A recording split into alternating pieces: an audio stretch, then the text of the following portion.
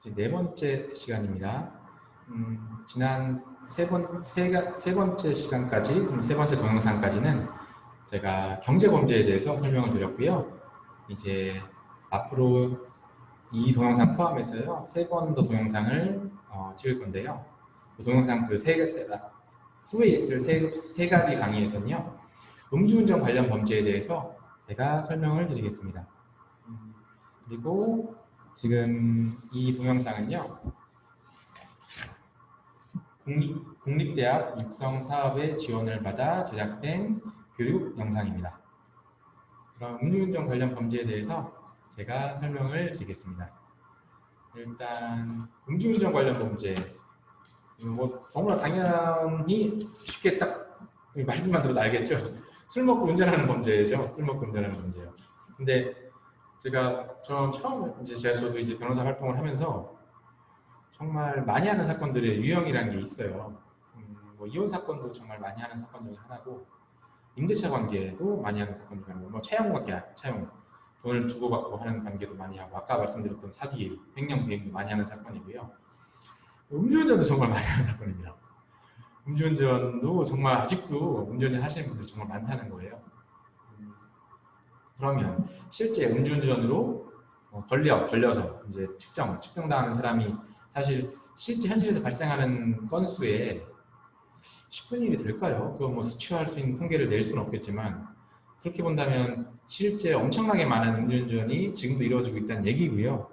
또 과거 저희 아버님 세대, 할아버님 세대를 비교하면 그때보다 훨씬 더 적어졌다고 얘기를 할 수 있을 것 같긴 해요. 그 아버님들 말씀 들어보면. 그럼에도 불구하고 아직도 음주운전에 관한 사건들은 정말 너무 많습니다.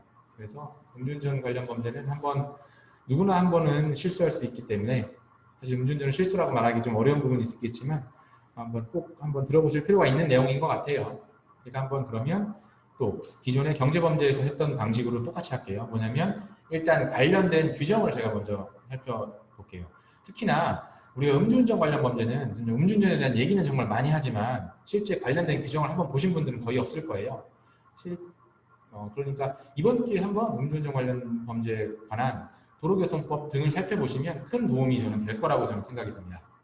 자, 그러면 1번에서 이렇게 적혀 있어요. 음주운전 및 음주 측정 거부라고 되어 있는데요. 관련된 규정은 도로교통법 제44조입니다. 한번 살펴볼게요. 도로교통법 제44조 술에 취한 상태에서의 운전 금지. 제1항 누구든지 술에 취한 상태에서 자동차 등 또 생략하고 노면전차 또는 자전거를 운전하여서는 아니 된다 라고 해서 도로교통법 44조 1항에서 이렇게 하고 말하고 있습니다. 야, 음주운전 하지 마 라고 규정하고 있는 셈이네요. 다음 규정 한번 보겠습니다. 자, 2항입니다. 경찰 공무원은 교통의 안전과 위험 방지를 위하여 필요하자고 인정되거나 제1항을 위반하여 술에 취한 상태에서 운전하였다고 인정할 만한 상당한 이유가 있는 경우에는 운전자가 술에 취하였는지를 호흡조사로 측정할 수 있다. 이 경우 운전자는 경찰 공무원의 측정에 응하여야 한다라고 해서 이렇게 정해졌습니다. 경찰 공무원은 술에 취해 보이는 사람에 대해서 호흡조사, 우리 흔히 군다고 하는 거죠. 군다고 하는 호흡조사를 할 수 있고, 또 이때 측정에 응하여야 한다고, 무조건 응하여야 한다고 이제 규정이 되어 있어요. 자, 제3항입니다. 제2항의 측정 결과에 불복하는 운전자에 대하여는 그 운전자의 동의를 받아 혈액 채취 등의 방법으로 다시 측정할 수 있다. 라고 해서 이제 우리가 흔히 아는 부는 방법 말고요. 혈액 채취도 측정이 가능하다고 되어 있어요. 실제 꼭 일률적이지는 않습니다. 사건을 해보면요. 호흡조사를 했다고 해서 호흡조사와 혈액 채취 둘 중에 아무래도 호흡조사가 좀 더 정확하긴 하겠죠. 호흡조사가 아니라 참 혈액 채취가 더 정확하긴 하겠죠. 근데 혈액 채취의 경우가 수치가 더 높이 나오는 경우가 더 많은 것 같아요. 꼭 일반적이진 않아요. 제가 근데 그러니까 제가 예를 들면 이런 경우가 있다는 거죠. 이렇게 호흡을 잘 못하시는 분들이 있어요. 호흡을 잘 못하시는 분들 같은 경우에는 아니면 호흡 상황에서 제대로 뭐 물에 헹구지 못하고 아니면 호흡이 잘못돼서 수치가 많이 나온 것 같이 느껴지신다면 일단 혈액 조사를 한번 해달라고 얘기를 하면 될 테고요. 자, 그러면 어쨌든 음주운전을 하지 말라는 규정들이에요. 도로교통법 44조는요. 근데 음주운전이 도대체 얼마일까? 우리 흔히들 이런 얘기하죠. 소주 한 잔 먹으면, 맥주 한 잔 먹으면 불어도 안 나와. 한 잔만 해. 이런 얘기를 하는데 어쨌든 그 한 잔으로 기준이 되지는 않을 테고 기준을 정해야 될 텐데 그 기준을 한번 볼게요. 제 사항에 나와 있습니다. 제1항에 따라 운전이 금지되는 술에 취한 상태의 기준은 운전자의 혈중 알코올 농도가 0.03% 이상인 경우로 한다. 혈중 알코올 농도가 0.03% 이상인 경우에는 음주운전으로 보겠다는 겁니다. 그래서 혈중 알코올 농도가 있어. 술을 마셨어. 근데 0.01%의 경우에는 음주운전을 보지 않겠다는 겁니다. 실제 제가 그런 분들을 뵀어요. 왜냐면 그거는 모르겠습니다. 그걸 술을 많이 드세요. 뭐 한 병 가까이 마셔도 불어도 실제 측정을 해서 안 나오는 분들을 제가 봤어요. 그런 분들은 안 나온다는 건 0.03이 안 나오는 거죠. 그러면 그건 음주운전은 일단 아닌 겁니다. 적어도 법상으로는. 실제 그렇다고 해서 뭐 자기는 뭐 술에 강하다고 해서 이렇게 술을 마시고도 하라 이건 아닌데 어쨌든 간에 음주운전의 기준이 되는 혈중 알코올 농도는 0.03%다 라고 일단 생각을 하시면 될 것 같아요. 그러면 일단 도로교통법에서 금지를 합니다. 이렇게 0.03% 이상의 음주운전을 금지를 해요. 도로교통법 44조에서요. 그럼 그것에 대해서 어떻게 처벌하냐도 도로교통법에 나와 있어요. 어떻게 나와 있나 볼게요.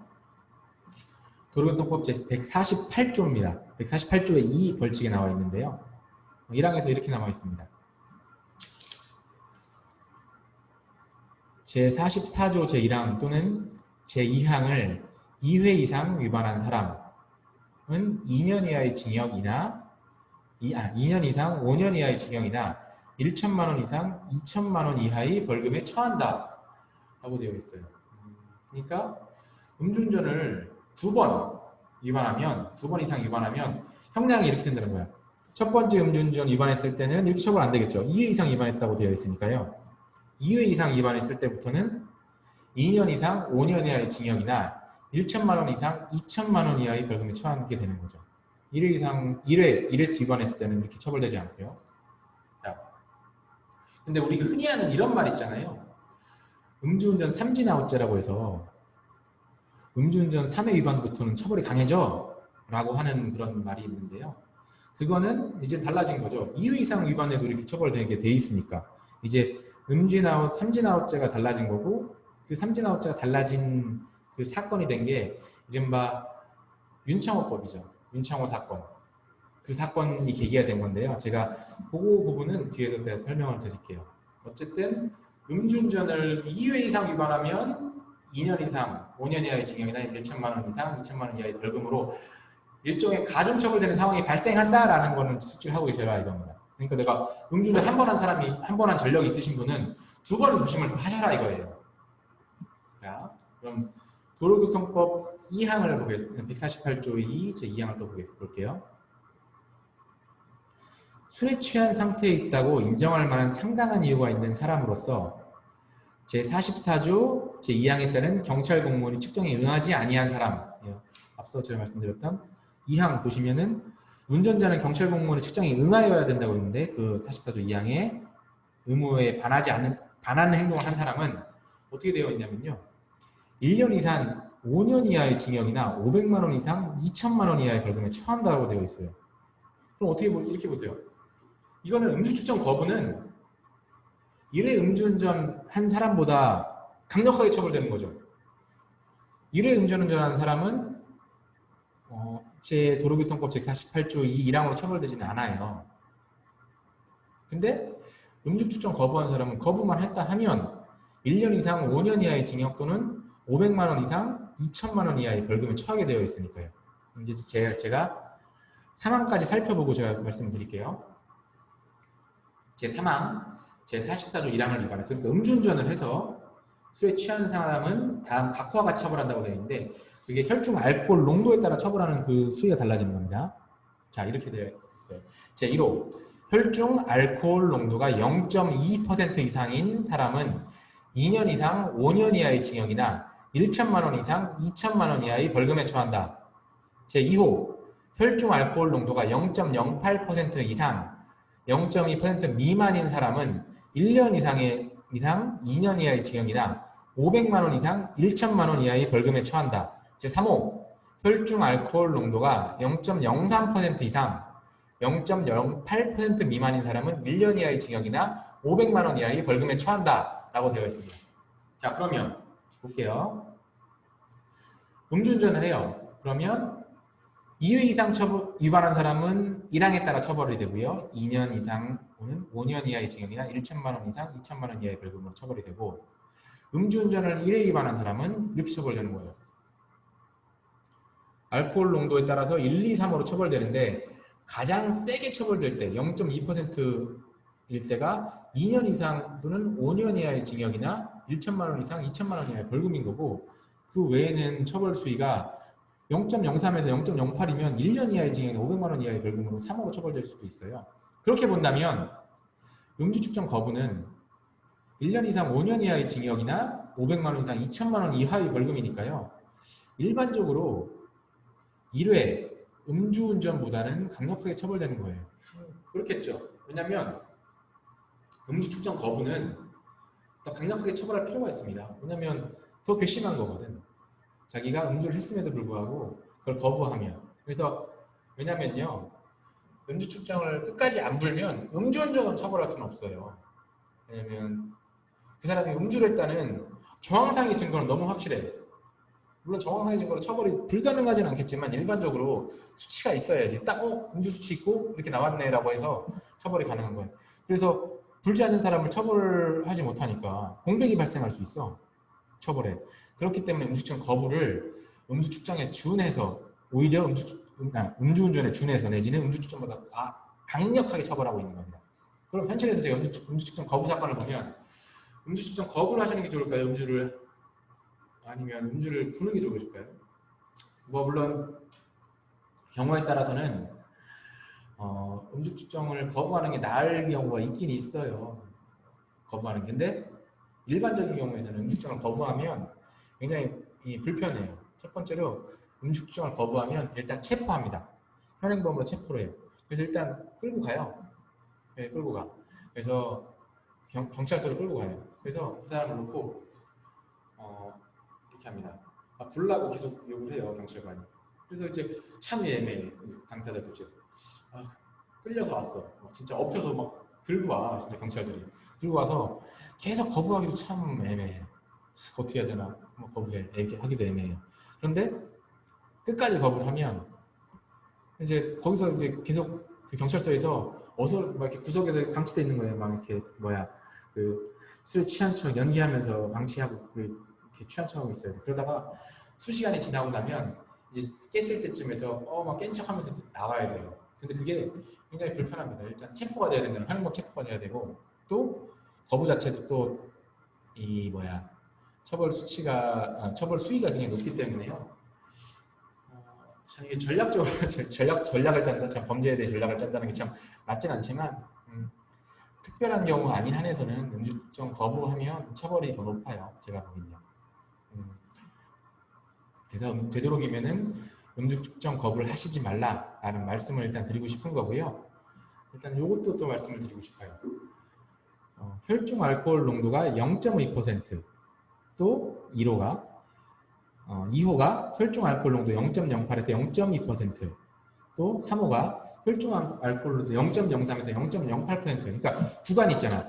0.03 이하면 처벌 안 되고, 0.03에서 0.08까지는 1년 이하의 징역이나 500만 원 이하, 0.08에서 0.2까지는 또 수위가 높아지고, 0.2% 이상은 수위가 가장 높고. 그러니까 음주 측정을 딱 하셨어요. 근데 0.081이야. 그럼 하면 한 번 더 측정을 하거나 한 번 더 헹구고 측정을 하세요. 이거는 제가 뭐 처벌에서 벗어나시라는 의미가 아니라요.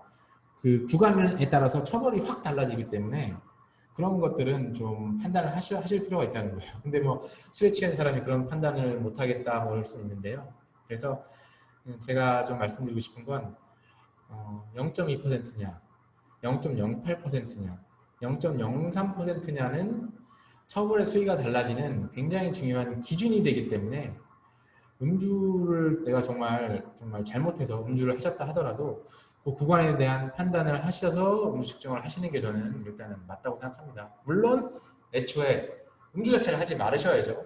그게 가장 맞는 거고요. 또 사건을 해보면 0.2%인 경우는 좀 드물어요. 그 어떤 뜻이겠어요, 그게? 0.2% 정말 만취라는 겁니다. 정말 만취예요. 제가 0.4%까지는 또 본 적이 있어요. 그때 판사님이 이런 말씀하셨어요. 0.4%가 나올 수 있네요. 0.4%면은 이거는 치사량이 아닌가요? 혹시 이렇게 건강상 문제가 발생할 수 있는 수준 아닌가요? 이거 어떤가요? 검사님 한번 판단해 보실 수 있나? 이런 말씀을 하신 적이 있어요, 판사님이. 그 정도로 0.2%는 정말 만취라는 소리고요. 만취한 사람이 운전했다는 거는 사실상 흉기를 들고 다녔다는 거야. 사고가 안 발생하건 안 하건 떠나서 이미 사고 발생과 거의 근접해 있다는 거기 때문에 강력하게 처벌하는 겁니다. 근데 여기서 또 문제가 있어요. 0.2%인 경우에 벌금 수준이 1천만 원 이상이에요. 그래서 제가 0.2%인 분들을 변호하게 될 때 변호를 잘해도 벌금이 1천만 원 이상이 나오는 경우가 굉장히 많아요. 근데 물론 돈이 많으신 분도 있겠지만 일반적으로 1천만 원 이상의 벌금은 굉장히 부담스러워. 그렇다는 것도 좀 숙지를 해두세요. 알코올 농도가 0.2%인 경우에는 자기가 아무리 잘해도 벌금 1천만 원을 내야 되는 상황이 발생한다는 거예요. 물론 감경사유가 있다면 감해질 수 있겠지만 특별한 감경사유가 없다면 그러니까요. 이 부분은 또 주의를 하셔야 된다는 겁니다. 자, 제가 일단은 도로교통법에서 음주운전으로 처벌되는 것도 또한 음주측정 거부로 처벌되는 것에 대해 설명을 드렸고요.